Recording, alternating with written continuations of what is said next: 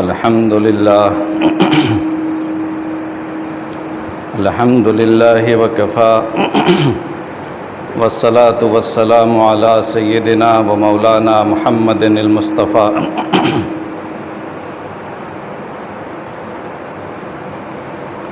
أما بعد أعوذ بالله من الشيطان الرجيم بسم الله الرحمن الرحيم وَلَنَبْلُوَنَّكُمْ حَتَّى نَعْلَمَ الْمُجَاهِدِينَ مِنْكُمْ وَالصَّابِرِينَ وَنَبْلُوَ أَخْبَارَكُمْ صدق اللہ العظیم۔ محترم بزرگوں اور بھائیوں اور عزیز دوستوں، اللہ تعالیٰ نے اس دنیا میں مسلمانوں کو پیدا کیا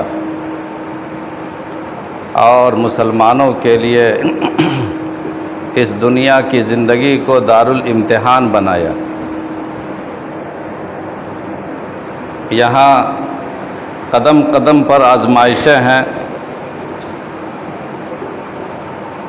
لمحہ لمحہ امتحان ہے،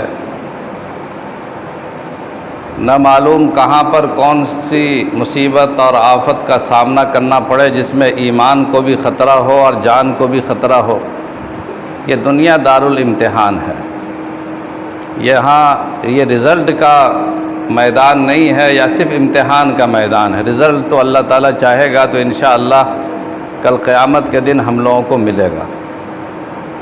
اللہ تعالیٰ نے قرآن کریم میں صاف طور پر ارشاد فرما دیا ہے کہ یہ دنیا کی زندگی تمہارے لیے آزمائشوں کی زندگی ہے۔ وَلَنَبْلُوَنَّكُمْ حَتَّى نَعْلَمَ الْمُجَاهِدِينَ مِنْكُمْ وَالصَّابِرِينَ، ہم تمہیں آزمائیں گے اور یقیناً آزمائیں گے یہاں تک کہ ہم جان لیں، ہم دیکھ لیں کہ کون محنت کرنے والا مجاہد ہے اور کون صبر کرنے والا ہے۔ صبر کرنے والوں کو اور محنت کرنے والوں کو، مجاہدہ جہاد کرنے والوں کو، مجاہدہ کرنے والوں کو ہم جان لیں۔ وَنَبْلُوَ أَخْبَارَكُمْ، اور تمہاری خبروں کا بھی جائزہ لیں گے، تمہارے حالات کا بھی ہم جائزہ لیں گے کہ تم کس درجے کے انسان ہو، کس درجے کے صاحب ایمان ہو۔ جب تک کہ تمہارے ایمان کا جائزہ مکمل نہیں ہوگا، اللہ کی طرف سے انعامات اور فتوحات کے دروازے نہیں کھلیں گے۔ مسلمان اس ملک میں صدیوں سے رہ رہے ہیں اور ساری دنیا میں مسلمان 1400-1500 سال قریب رہ رہے ہیں، اور کہیں نہ کہیں سے آزمائشوں کی، امتحانات کی، ابتلاءات کی خبریں آتی رہتی ہیں، تو اس میں کوئی تعجب کی بات نہیں ہے۔ ہمارا امتحان اس لیے لیا جاتا ہے کہ ہم اس امتحان کے اندر تیاری کریں۔ اگر تیاری نہیں کریں گے تو امتحان سے کوئی فائدہ نہیں۔ بلا تیاری کے امتحان کا کوئی رزلٹ نہیں نکلتا ہے۔ اسکول میں امتحان ہو، کسی مدرسے میں امتحان ہو، اس کی تیاری کی جاتی ہے اور تیاری کے بعد کوشش کی جاتی ہے کہ ہم کامیاب ہوں۔ تو اگر امتحانات آتے رہیں، مصیبتیں آتی رہیں، آزمائشیں آتی رہیں اور ہم اب کان میں تیل ڈال کر کے سوئے رہیں اور غفلت کی چادر اوڑھے ہوئے پڑے رہیں، کوئی تیاری نہ کریں، تو ہم سے زیادہ ناکام اور خائب و خاسر قوم اور جماعت کون ہو سکتی ہے؟ یہ آزمائشیں ہمیں جگانے کے لیے آتی ہیں کہ اپنے حالات کا جائزہ لو کہ تمہارے حالات کیسے ہیں، کس درجے میں تمہارے حالات آ گئے۔ ایک ملک تھا کہ اس ملک میں اسلامی اسٹیٹ، اسلامی ریاست اور اسلامی قانون کی حکمرانی تھی اس ملک میں۔ انگریز اس ملک میں آئے، انہوں نے اپنی حکمت عملی اور اپنی پالیسی اور سازشوں کے تحت، مکر و فریب کے تحت اسلامی قانون کا خاتمہ کیا اور انگریزی قانون نافذ کیا۔ اس موقع پر بہت سارے لوگ ایسے تھے جو مذہب کو پسند کرتے تھے، مذہب سے محبت رکھتے تھے، تو ان لوگوں نے ایک جمہوری لفظ استعمال کیا کہ جمہوری قانون ہونا چاہیے، سیکولر قانون ہونا چاہیے، یعنی ایسی حکومت چاہیے جس میں کسی مذہب کی حکمرانی نہ ہو، بلکہ انسان کی عام ضروریات کو دیکھتے ہوئے، انسان کے عام تقاضوں اور حقوق کو دیکھتے ہوئے ایک دستور بنایا جائے اور اس دستور کے مطابق حکومت قائم ہو، کوئی مذہب کی حکومت نہ ہو، اور کوئی مذہب سے مراد اسلام، کیونکہ پہلے سے اسلامی حکومت چلی آ رہی تھی اور اسلامی مذہب کی حکمرانی تھی، اسلامی قانون کی حکمرانی تھی، تو اسلامی قانون کو ختم کرنے کے لیے سیکولر کا ڈھانچہ استعمال کیا گیا اور مسلمانوں نے اسے قبول بھی کر لیا کہ ٹھیک ہے، لا مذہب حکومت، کوئی مذہب کی حکومت نہیں ہوگی۔ لیکن جب اسلامی قانون کی حکومت ختم ہو گئی اور دوسرے قوانین ایک انسانی قانون کے مطابق اس ملک میں ایک نظام تیار کیا گیا، تو اب جب دوسری جو بڑی طاقت، بڑی آبادی کو موقع ملا، تو اب اس سیکولر کو ختم کر کے اپنے مذہب کو مسلط کرنے کی فکر میں، کہاں تو اسلامی مذہب جو پہلے سے چلا آ رہا تھا اس کا خاتمہ کیا گیا، اور سیکولر کے نام پر اس مذہب کو ختم کیا گیا، اس قانون کو ختم کیا گیا۔ اب جب ان کو موقع ملا حکومت کرنے کا، تب یہ چاہتے ہیں کہ ہمارے اس ملک پر اسلامی قانون اور سیکولر کے بجائے اپنا قانون مسلط کرے، اور اسی کی ساری پلاننگ ہے، ساری تیاری ہے، اور ہمارے لیے جگہ بہ جگہ مرحلے ہیں، امتحانات ہیں، آزمائشیں ہیں کہ ہم اپنے قانون کی حفاظت کس طرح کریں گے۔ ہماری زندگی ہمارے قانون سے جڑی ہوئی، اور ہماری حیات اور موت کا مسئلہ ہے اگر اس ملک سے اسلام ختم ہو جائے اور اس ملک سے اسلامی قانون کو کھرچ کر ہٹا دیا جائے۔ اسی لیے جب یہ قانون تیار ہوا اور پارلیمنٹ میں پیش کیا گیا، اس میں بنیادی حقوق بھی شامل ہیں، جس میں مذہبی آزادی کا دستور بھی ہے، کئی دفعات اس میں رکھی گئی ہیں۔ اس میں ایک دفعہ 44 بول کر کے ان لوگوں نے اس میں شامل کیا تھا، کچھ فرقہ پرست ذہنیت کی بنیاد پر، کہ وہ بھی اخلاقی ہدایات کے طور پر، کہ ایک عام رہنما اصول یہ ہے کہ کوشش کی جائے کہ کسی علاقے میں اگر کوئی یکساں قانون بن سکے تو بنانے کی کوشش کی جا سکتی ہے، ایک عام اصول کے طور پر، کوئی قانون کا حصہ نہیں تھا۔ اب یہ بات جب پارلیمنٹ میں رکھی گئی تو اس زمانے میں خود جو دستور ساز کمیٹی کے لوگ تھے، امبیڈکر وغیرہ سارے لوگ، ڈاکٹر اور سارے مولانا حسرت موہانی، مولانا حفظ الرحمان صاحب وغیرہ سارے لوگ ہی تھے موجود، ان لوگوں نے جب اس دفعہ پر اعتراض کیا کہ بھئی جب اس ملک میں مختلف مذاہب کے لوگ ہیں، مختلف تہذیبوں کے لوگ ہیں، مختلف کلچر کے لوگ ہیں، پھر ایک قانون کیسے مسلط کیا جا سکتا ہے اس پورے ملک پر؟ تو کافی اعتراضات ہوئے۔ تو اس موقع پہ خود ڈاکٹر امبیڈکر صاحب نے یہ بات کہی تھی کہ یہ بات بڑے پاگل پن کی ہوگی کہ اس مختلف تہذیبوں کے ملک میں، مختلف مذہبوں کے ملک میں کوئی ایک قانون مسلط کیا جائے، یہ تو پاگل پن کی بات ہے، اس طرح کی بات کبھی ہو نہیں سکتی ہے۔ تو اس زمانے میں جس چیز کو مسترد کر دیا گیا اور یکساں سول کوڈ کے لیے واضح طور پر ایک پالیسی بنا لی گئی، اب جب ان کو طاقت اور حکومت ملی ہے تو اب یہ لوگ انتقام کی کارروائی کرتے ہیں۔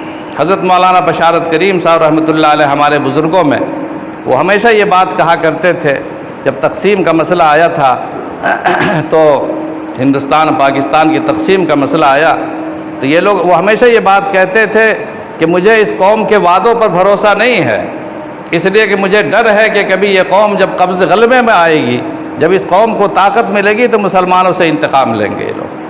تو یہ سب انتقامی کارروائی ہے، حالانکہ اس قوم کی اکثریت سیکولر پسند ہے، جمہوریت نواز ہے، لیکن چند لوگوں کے فتنے کی بنا پر کبھی کبھی پوری قوم کی ہوا بدل جاتی، کبھی پورا ماحول تبدیل ہو جاتا ہے، ایک ایسی ہوا بنا دی جاتی ہے کہ ہر انسان اپنے مذہب کی حفاظت کے لیے اٹھ کھڑا ہوتا ہے۔ اللہ تعالیٰ فرماتے ہیں کہ ہم تمہیں اسی طرح آزماتے رہیں گے۔ ملکوں میں اسلامی قانون آیا اور لوگوں نے اسے مٹانے کی کوشش کی، کتاب الہی کو جلانے کی کوششیں کی، لیکن کتاب الہی کے ایک ایک حرف کو مٹا نہیں سکے یہ لوگ۔ آج تک پوری شان اور طاقت کے ساتھ اور پوری حفاظت کے ساتھ اللہ کی کتاب، اللہ کا قانون اس سرزمین میں موجود ہے، دنیا میں انشاءاللہ موجود رہے گا، بشرطے کہ ہم اپنے حالات کا جائزہ لیں کہ ہمارے حالات جیسے پہلے کے تھے، ہمارے بزرگوں کے جو حالات تھے اس جیسے حالات باقی ہے کہ نہیں۔ شریعت کی حفاظت صرف زبان سے نہیں، شریعت کی حفاظت صرف قول سے نہیں، بلکہ شریعت کی حفاظت ہمیں اس پر عمل کر کے کرنی پڑے گی۔ جب ہم داڑھی کے قانون کو، داڑھی اسلام میں واجب ہے، مثال میں بتا رہا ہوں، داڑھی رکھنا اسلام میں واجب ہے، اور تمام فقہاء نے، علماء نے فتویٰ دیا ہوا ہے کہ جو انسان کنٹینیو داڑھی کو موڑتا رہے وہ انسان فاسق ہو جاتا ہے، گنہگار ہو جاتا ہے، یہ مسئلہ معلوم ہے۔ لیکن مسلمانوں کی اکثریت داڑھی نہیں رکھتی، اور بیچارے داڑھی والے چاہے غیر مولوی بھی ہیں تو اس کو سب مولانا ہی سمجھتے کہ مولانا صاحب ہیں، حالانکہ وہ مولانا صاحب نہیں ہوتے، وہ صرف اسلام پر عمل کر رہے ہیں کہ داڑھی رکھتے ہیں۔ نتیجہ یہ ہے کہ اگر آج داڑھی رکھ کر کوئی آدمی فوج کی نوکری کرنا چاہے، پولیس کی نوکری کرنا چاہے تو بڑی مشکلات پیدا ہوتی ہیں۔ وہ کہتے ہیں، ان کو یقین دلانا مشکل ہو جاتا ہے کہ داڑھی رکھنا ضروری ہے اسلام میں، کہاں لکھا ہوا ہے؟ آپ کے مسلمان تو رکھتے نہیں ہیں۔ تو یہ جو داڑھی کا قانون، جبکہ سکھوں کے یہاں دیکھیے ان کے یہاں پگڑی باندھنے کا رواج ہے، کوئی آسمانی مذہب نہیں ہے، وہ ان کا اپنا عقیدہ ہے، لیکن انہوں نے ایک دستور بنا لیا ہے کہ ہمارا ہر انسان پگڑی باندھ کر رہے گا اور یہ ہمارے مذہب کا حصہ ہے، کبھی اس کو ہم ترک نہیں کر سکتے ہیں۔ تو آخر تمام کے تمام لوگ وہ آرام کے ساتھ پگڑی کے ساتھ ان کی نوکری ہو جاتی ہے۔ ان کے لیے جو موٹر سائیکل پر وہ قانون بنا ہوا ہے بیلٹ کا، سر میں بیلٹ نہیں کیا بولتے ہیں، سر میں ہیلمٹ کا قانون ہے، اس سے بھی ان کو مستثنیٰ کر دیا جاتا ہے۔ معلوم یہ ہوا کہ کسی قانون کی حفاظت ہمیں اس پر عمل کر کے کرنی پڑے گی۔ زبان سے ہم کہیں کہ نماز پڑھنا فرض ہے، خود ہم نماز پڑھنے نہیں جاتے، داڑھی رکھنا واجب ہے، ہم خود داڑھی نہیں رکھتے، تو اس قانون کو ختم کرنے والا، اس قانون کو برباد کرنے والا دوسرا نہیں، ہم خود ہیں۔ ہمارے حالات خراب ہو چکے ہیں، ہمارے حالات بدل چکے ہیں۔ جب تک کہ ہمارے حالات درست نہیں ہوں گے یہ آفتیں آتی رہیں گی۔ کبھی انسان کے حالات اس وقت تک کبھی ٹھیک ہو ہی نہیں سکتے ہیں جب تک انسان خود اپنے آپ کو بدلنے کے لیے تیار نہ ہو جائے۔ مجھے یاد آیا ہرقل شام کا بادشاہ تھا، روم کا، شام کا نہیں، روم کا بادشاہ تھا ہرقل۔ ہرقل ایک ٹائٹل ہے، جیسے ہر ملک کے بادشاہ کا ایک ٹائٹل ہوتا تھا، جیسے مصر کے بادشاہ کو فرعون کہتے ہیں، اسی طرح ہرقل ایک ٹائٹل ہے، روم کے بادشاہ کو کہا جاتا تھا۔ اس کی فوج مسلمانوں کے مقابلے میں گئی اور مقابلے میں ہار کر واپس آئی، شکست کھا کر واپس آئی۔ انطاکیہ اس کا دارالسلطنت تھا۔ جب واپس آئی ہرقل حیران ہوا کہ آخر تم ہار کیوں گئے؟ اس نے تمام فوج کے سالاروں کو اور تمام وزیروں کو اس نے بلایا اپنے محل میں اور کہا کہ یہ بتاؤ کہ تمہارے پاس ہتھیار تھے؟ کہا ہتھیار تھے۔ ان کے پاس جو ہتھیار تھے ان کی تعداد زیادہ تھی کہ تمہارے ہتھیاروں کی تعداد زیادہ تھی؟ کہا کہ نہیں، ہمارے ہتھیاروں کی تعداد زیادہ تھی۔ کہا کہ مسلمانوں کی فوج کی تعداد زیادہ تھی یا تمہاری فوج کی تعداد زیادہ تھی؟ کہا کہ نہیں، ہماری تعداد تو ان سے 4 گنا 5 گنا زیادہ تھی، وہ تو بہت کم تھے۔ کہا کہ پھر تعداد بھی تم زیادہ، ہتھیار بھی تمہارے پاس زیادہ، پھر تم ہار کیوں گئے؟ تم شکست تم نے کیوں کھائی؟ کیا وجہ ہے؟ اب سارے لوگ خاموش ہیں، تمام فوجی شرمسار، سر جھکائے ہوئے، کوئی جواب نہیں دے رہا۔ ایک بزرگ فوجی، بوڑھے بزرگ سینئر جو آفیسر تھے فوج کے، انہوں نے جواب دیا کہ حضور، ہمارے اور ان میں فرق یہ ہے کہ جب ان پر کوئی آفت آتی ہے، جب ان پر ہم حملہ کرتے ہیں تو نہایت صبر کے ساتھ وہ ہمارا مقابلہ کرتے ہیں، ڈٹ کر مقابلہ کرتے ہیں، اور جب وہ ہم پر حملہ کرتے ہیں تو پوری دل جمی کے ساتھ اور لگن اور دھن کے ساتھ وہ ہم پر حملہ کرتے ہیں۔ جبکہ ہمارا حال یہ، ہماری فوج کا حال یہ ہے کہ جب ہم ان پر حملہ کرنے کی ہمیں نوبت آتی ہے تو بے دلی کے ساتھ ایک ڈیوٹی سمجھ کر کے، فوج کی نوکری ہے، ڈیوٹی سمجھ کر کے کام کر رہے ہیں، اور کبھی جب وہ ہم پر حملہ آور ہوتے ہیں تو ہم ڈر سے فرار کا راستہ اختیار کر لیتے ہیں اور راستہ چھوڑ دیتے ہیں۔ بس یہی وجہ ہے جس کی بنا پر ان کو فتح ہو گئی اور ہم ہار گئے۔ ہرقل کو اور ناگواری ہوئی کہ بھئی یہ تو اور بھی بری بات ہے، اتنا پیسہ حکومت کا خرچ ہو رہا ہے اور فوج کا پورا بجٹ موجود ہے، پھر بھی آپ لوگوں نے اس طرح بزدلی کا مظاہرہ کیا اور منافقت کا مظاہرہ کیا، آخر اس کی وجہ کیا ہے کہ آپ ان کے سامنے جم نہیں پاتے؟ یہ اصل میں بتانا چاہتا ہوں کہ ہمارے حالات جب ایسے تھے تو روم جو اس وقت دنیا کی سپر طاقت میں سے 2 طاقتوں میں سے ایک طاقت تھی، اللہ نے ان کمزور نہتھے مسلمانوں سے، جن کے پاس نہ ہتھیار تھے، نہ جن کے پاس زرہ تھے، نہ جن کے پاس خود تھا، نہ جن کے پاس سائنسی حالات تھے، اللہ نے بڑی بڑی طاقتوں کے مقابلے میں انہیں فتح عطا فرمائی۔ اس وقت اس ہرقل کے سپاہیوں نے یہ بات کہی کہ حضور ان میں اور ہمارے میں ایک فرق، بڑا فرق یہ ہے جس کی بنا پر ہمارے حملے کی نوعیت میں فرق ہو جاتا ہے۔ وہ فرق یہ ہے کہ وہ لوگ نیک ہیں، نیکی پر عمل کرتے ہیں، آپس میں ایک دوسرے کو دباتے نہیں ہیں، ایک دوسرے کی ٹانگ نہیں کاٹتے ہیں، ایک دوسرے کی جڑ نہیں کاٹتے ہیں۔ وہ لوگ نیکی کی تلقین کرتے ہیں، صدقہ خیرات سے ایک دوسرے کی مدد کرتے ہیں اور ہمت رکھتے ہیں اور اللہ پر یقین رکھتے ہیں، اپنی کتاب پر یقین رکھتے ہیں۔ اور ہمارا حال یہ ہے کہ ہم برائیوں میں مبتلا ہیں۔ ہم جب جنگ کے لیے نکلتے ہیں تو شراب کی بوتلیں چڑھا کر نکلتے ہیں۔ ہمیں اس رات میں ہمیں عیاشیوں کے لیے ہمیں لڑکیاں چاہیے اپنے شہوتوں کو پورا کرنے کے لیے، اور ہم رشوت لیتے ہیں، ہم سود لیتے ہیں، ہم برائیاں کرتے ہیں۔ تو برائی کرنے والی جماعت کبھی نیکی کرنے والی جماعت کے مقابلے میں کامیاب کیسے ہوگی؟ اس بادشاہ نے کہا کہ تم اتنے گندے ہو مجھے اندازہ نہیں تھا، اور ایسے بدکار ہو مجھے اندازہ نہیں تھا۔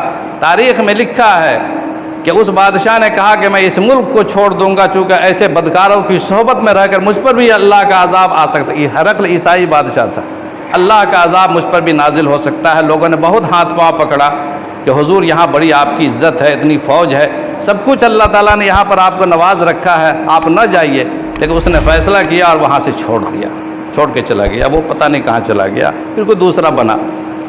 یہ ہمارے حالات تھے، ہمیں اپنے حالات کا جائزہ لینا چاہیے، اور قرآن کریم یہی کہتا ہے کہ ہم دیکھنا چاہتے ہیں، ہم دیکھنا چاہتے ہیں۔ اللہ کو تو سب پتہ ہے، لیکن اللہ فرماتا ہے ہم دیکھنا چاہتے ہیں۔ اس وقت تک تمہیں آزماتے رہیں گے، لَنَبْلُوَنَّكُمْ، آزمائشوں کا سلسلہ بند نہیں ہوگا۔ حتیٰ، عربی زبان میں حتیٰ کا لفظ بولا جاتا ہے اس چیز کے لیے کہ یہ سلسلہ بند نہیں ہوگا جب تک کہ تم اپنے حالات کو تبدیل نہ کرو گے، اور اپنے سے بولنے سے حالات بدلیں گے نہیں۔ اللہ فرماتا کہ ہم جب تک کہ گارنٹی نہیں دیں گے، حتیٰ نعلم المجاہدین منکم والصابرین، ہم جب تک کہ یہ بول نہیں دیں گے، کہہ نہیں دیں گے، جان نہیں لیں گے کہ کون ہے تم میں مجاہد اور کون ہے تم میں صبر کرنے والا۔ وَنَبْلُوَنَّكُمْ أَخْبَارَكُمْ، تمہارے حالات کا جائزہ بھی ہم لیتے رہیں گے۔